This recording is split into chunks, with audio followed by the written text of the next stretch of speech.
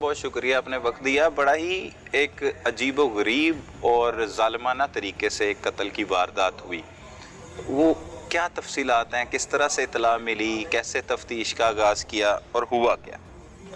ये दर्दनाक के साथ साथ ये सबक मोज़ भी है। ये समक बहुत इशू ये है कि 15 की कॉल चली 11 मार्च को कि घर से स्मेल आ रही है और मोस्ट प्रोबेबली हो सकता है कि कोई अंदर डेड बॉडी है।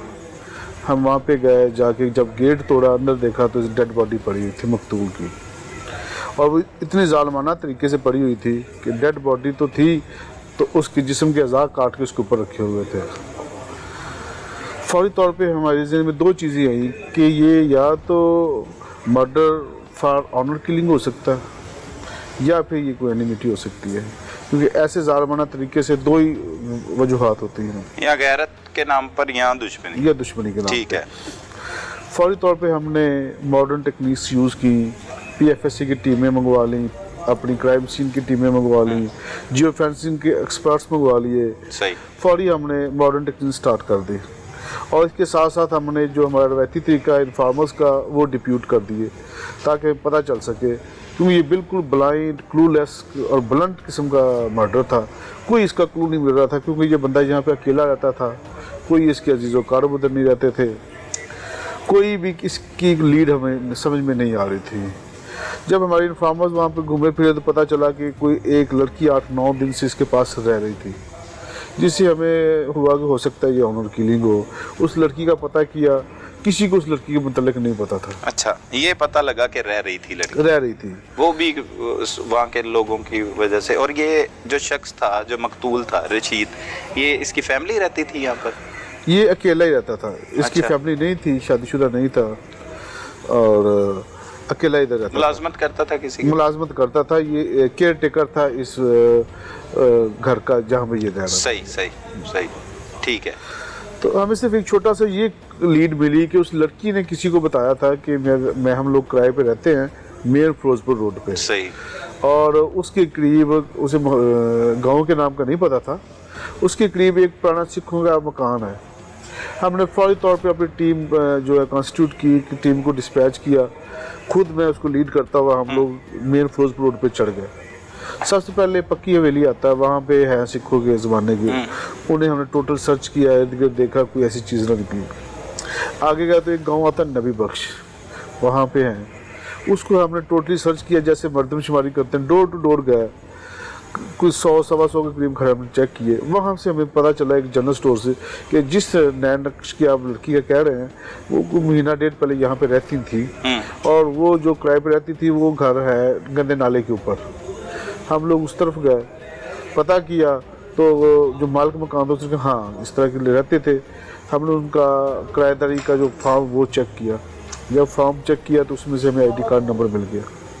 उस आईडी कार्ड से पता चल गया कि उसके मियाँ का क्या नाम था, उस बीबी का क्या नाम था। फिर हमें पता चला कि सामने जो बासफा टेक्सटाइल है वहाँ पे उसका मियाँ काम करता था। सही। वहाँ पे गए, वहाँ से आईडी कार्ड लिया। हमने इसके आईडी कार्ड में जितनी सिमें थी वो चेक की। मीनवाइल हमारा जो जियो फेंसिंग का जो क्राइटेरिया चल रहा था वो ऑलमोस्ट कंप्लीट हो चुका था। उसमें जो उस वक्त की जो एक्टिव नंबर्स थे वो हमारे पास आ चुके थे।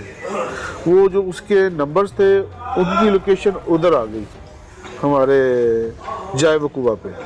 और इसके साथ साथ जब उसकी सीडीआर निकाली तो जो उसकी सीडीआर थी उसमें भी उसकी लोकेशन उसी जगह पे आ गई। अच्छा। जिससे हमारा जो शक था वो पक में हो गया, यकीन में बदल गया, यही बंदा है। ये सही।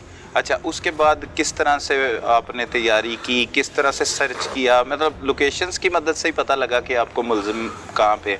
उसके बाद ये है कि मुल्जिम बेसिकली थे ज़िला बहावल नगर, तहसील हरूनाबाद का गांव मदरसा वहाँ के।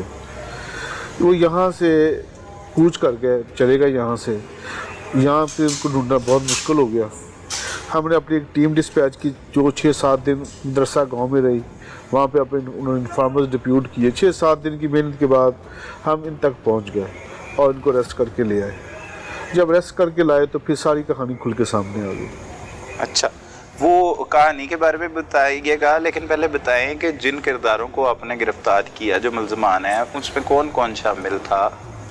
मियाँ बीवी थे ये दोनों? ये दोनों मियाँ बीवी थे। अच्छा। इस बीबी की लैक्स लैक हो जाती है मकतूल से, एक दूसरे को ये नंबर अपने एक्सचेंज कर देते हैं। इस लैक्स लैक में वो बीबी इसके पास आ जाती है और दोनों मिलके प्लान ये करते हैं कि हम दोनों शादी कर लेते हैं और आसिफ यानी कातिल से डिवोर्स ले लेते हैं। अच्छा, वो जिसकी बीवी थी उससे डिवोर्स लेके नए जो मकतूल रशीद के साथ जो जो मकतूल था उसके साथ शादी करना चाहती थी। और ये पहले भी लव मैरिज थी, घर से भाग के शादी की हुई थी? आपस में थे तो ये रिश्तेदार, लेकिन लव मैरिज थी, माँ बाप की मर्जी के बगैर इन्होंने शादी की थी। माँ बाप की मर्जी के बगैर। अच्छा, ये प्लानिंग इसने कर ली अपने आशना के साथ? आशना के साथ। अच्छा, और इसने उसको इन्फॉर्म भी कर दिया कातिल को कि मैंने तुमसे डिवोर्स लेके इससे शादी कर लेनी है। सही। जब उसको इस बात का पता चला तो वो उसे शदीद गुस्सा भी आया, रंज भी आया। उसने फौरी तौर पे अपने पेरेंट्स और लड़की के पेरेंट्स को बुलवाया, वो आए और लड़की को लेके चले गए वापस बहावलनगर। सही। ये रात इसने उधर स्टे कर ली। रात जब स्टे की, जैसे इसको रात को मौका मिला इसने उसको फंदा लगाया, उसके औजार बंद का।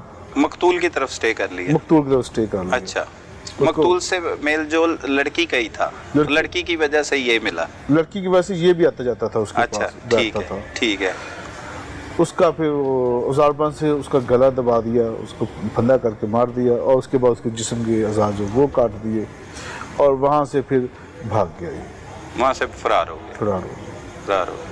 ये कत्ल फिर गैरत के नाम पर ही हुआ तकरीबन? जी, ये ऑनर किलिंग ही हुआ, लेकिन इसको ज़्यादातर ये था कि मेरी बीवी मुझसे डिवोर्स लेके इसके साथ शादी कर लेगी, इस बात का ज़्यादा रंज था इसको। रंज था, जिसका उसने वो भरपूर बदला लिया इसको। तो बीवी पर भी कोई हमला करने की कोशिश की या क्या तफ्तीश में, और क्या क्या बातें सामने आई? नहीं, बीवी तो कत्ल होने से पहले वापस जा चुकी थी और अपने माँ बाप के पास रह रही थी।